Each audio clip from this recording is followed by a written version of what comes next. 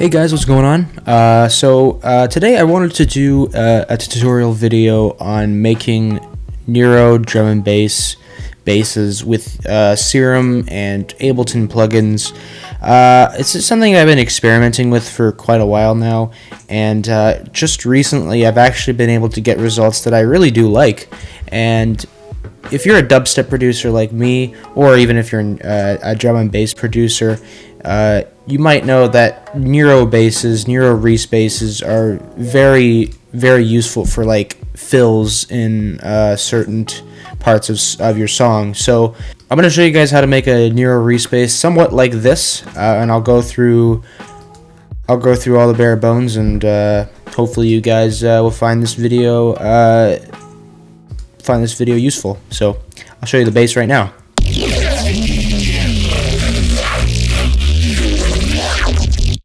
So I actually made quite a few of these. This is actually a bit of an older project. It's the 22nd today, and I started working on these on the 15th.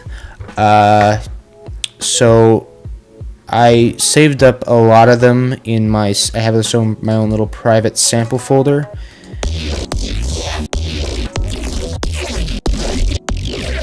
As you can see, this one is this right there. So basically what I'm going to do is I'm going to show you how I made the first one, because I have the initial patch for the first one right there. Let me just go find it. Okay, so let's begin with the creation of this Neuro bass. I'm going to disable all the plugins on the post-processing channel, and we will disable everything in the effects rack inside of Serum. As you can see, we start out with this wavetable, and there's a macro that's being automated. I have a lot of automation clips here, actually. I probably should show you. I don't know how many exactly that is, but it is quite a few. So I'm just going to compress these a little bit. When you're making Neuro basses, the automation's kind of random, so there's no real need to explain the automation, I don't feel. It's pretty self-explanatory. It's just random shit going on all over the place. But basically, yeah, we have a macro that's being automated in an automation lane, and it's just modulating the wavetable position, the detune, and the asymmetry warping mode. I should mention that asymmetry is a very underrated warping mode. Everybody likes to go for like bend plus and bend minus and FM from B. But you know what, guys?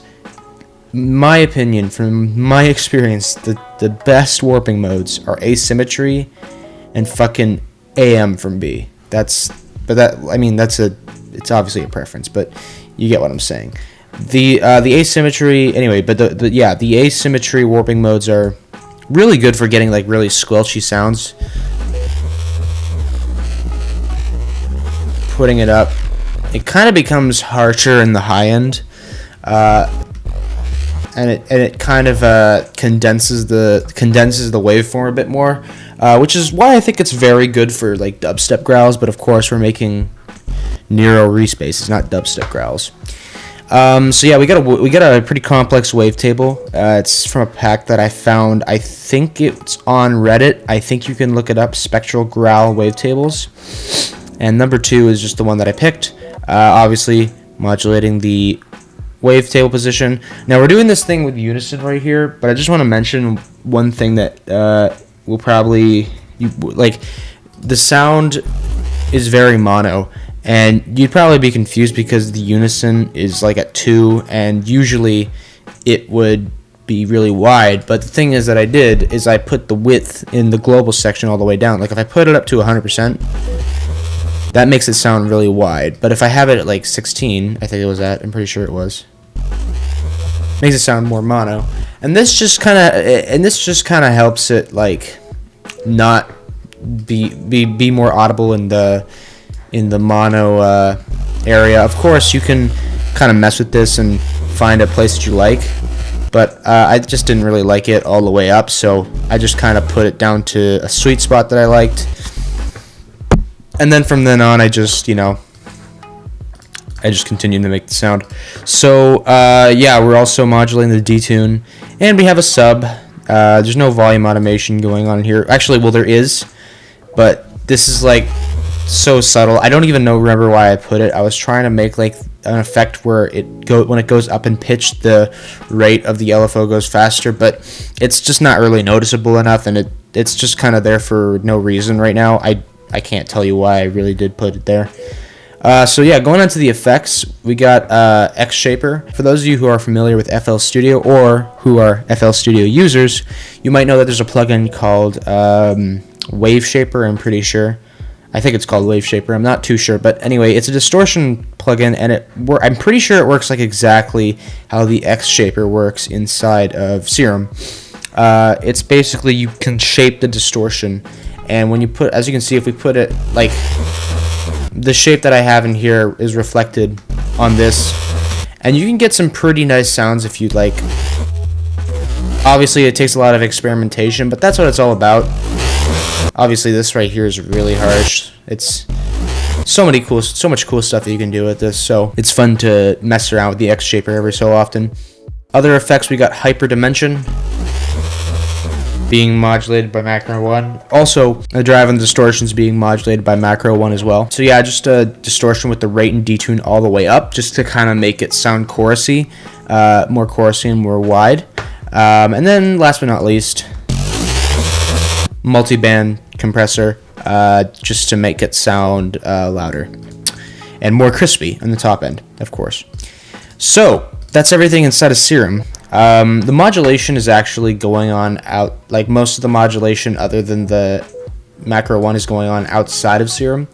So I will show you, actually, wait, hold on, I think I'm wrong. What is this? Okay, yeah, never mind. I thought this was a part of Serum, but it's actually a plugin outside of Serum. We'll start with the bandpass. We'll start with the filtering. So this is a bandpass filter, and I think it's this one. I'm not sure. I can't find the automation clip for it. Right here. It was hidden. So yeah. Obviously, it's just your basic bandpass filter. Nothing too. It sounds like shit because there's not a lot of distortion. The key with Neuro Bass is that you want to distort a shit ton after the you want to distort a shit ton like after the filtering, which is what really brings in the crunchy effect, I find. So then we get a notch filter. You don't really need to be doing this in the EQ. I don't know why I did, but I just kind of ended up using an EQ instead of a filter. But if you want, you can literally just take an auto filter and then just put a notch and then just modulate like that. I don't know why I had to put it in an EQ, but whatever. It does the same fucking thing, so I don't really care.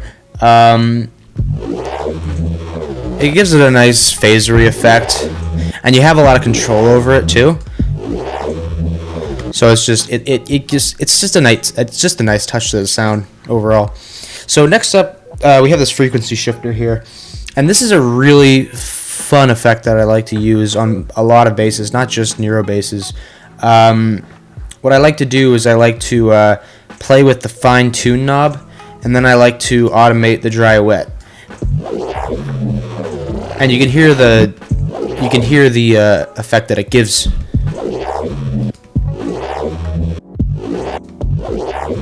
It makes it just sound a lot more phasery and vowely, and it's really cool. I love it on everything, and it works especially well on this kind of bass.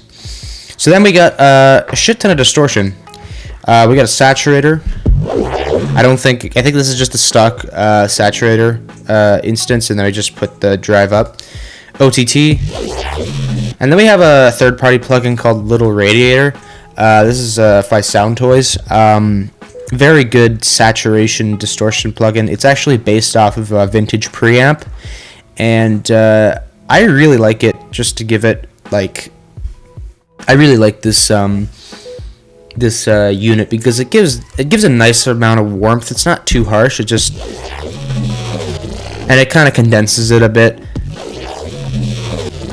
It makes it sound just like a little more dirty and grimy, but with like a nice amount of heat and stuff. You know what I mean. So after that, phaser, just again to add to the phasiness of the sound. And then we got the Fat Rack.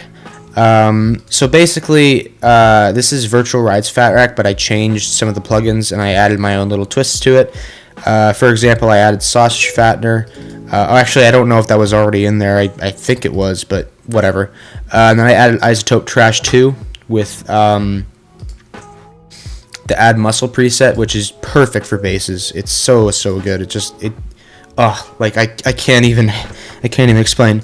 And you know, all the other shit that is inside of Virtual Riot's Fat Rack. And you can find this rack on Reddit. It's just it won't be the same as mine. I just tweaked it in my own ways. You know what I mean.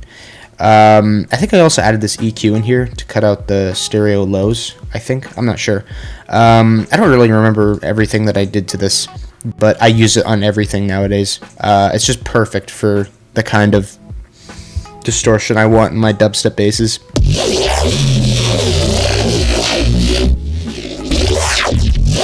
That's just basically, it's like the cherry on top, honestly. So we got another OTT. Obviously, I mean, you can't go wrong with OTT on dubstep or like any Neuro basses whatsoever. Got some EQ going on, just removing the mud, boosting the sub, and harsh high end. Actually, there's not a lot of harsh high end as I thought there would be, which is interesting, but I guess it's still enough to be worth editing it over. Then we got a multiband compressor, literally just a stock multiband compression preset. For those of you that say it doesn't do anything, it does do stuff. It really levels out the sound in a nice subtle way. As you can see, if you can hear. And then after that, we got a glue compressor, just to even it all out one more time.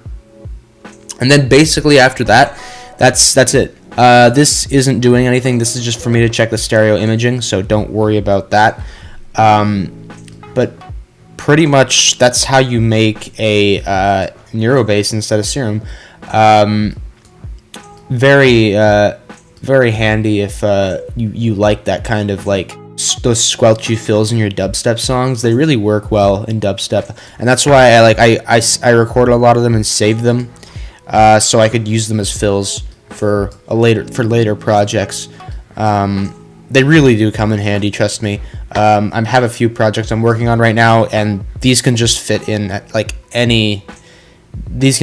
literally any moment where there's a fill. They're just perfect in my opinion. So I highly recommend you, if you guys like these kinds of sounds, go ahead and make them. And if you like this video, please be sure to leave a like and comment. And if you like the rest of my content on my channel, please be sure to subscribe. I love the support that I get from all of my fans. I know I don't have as much as some other people, but we're at 230 subscribers right now, and I think that's amazing, honestly. It's really nice to feel welcome and welcomed and have people enjoy my help. So other than that, thank you guys so much for watching, and if you have any tutorial requests, please leave them in the comments. I'll be sure to check them out. Peace out, guys.